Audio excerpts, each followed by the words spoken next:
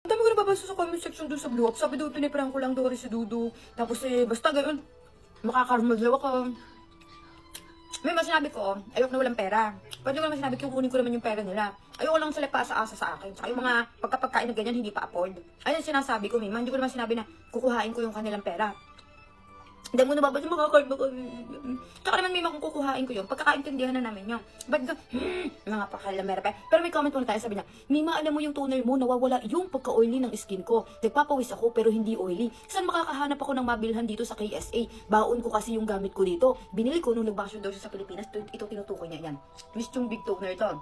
Ito din yung nasa toner sa Miss Chung Game Rejuvenating Set. Iisa yan, Mima, kasi yun, solo Big Toner, yung pinalaki pag nabitin kayo dito. Kasi yan talagang toner, Mima, yan talaga yung para sa pimples, mga problema sa face, siya din talaga yung papag-glass skin, Mima. Kaya, pinapalakihan ko talaga to kasi sobrang ganda nito, ang lakas nito sa pimples, tsaka makapagtakinis. So, ayun na nga.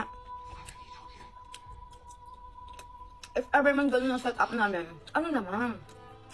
Halimbawa, setup, bibigyan niya ako ng pera, wag akong magtrabaho. Tapos, ganyan.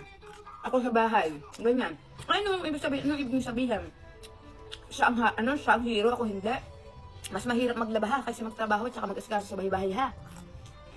Kaya magtrabaho gayaan. Gusto niya, siya na lang maglaba, ako magtrabaho, pwede naman. Kaya ganun yan. Tsaka hindi niya naman ako pinapalabas para mag-work. Normal yan. Siya magpapakain sa akin. Ano yun? Pipigilan mo ako, tapos bahala ako sa buhay ko. Ano yun? Pagkain na nga lang.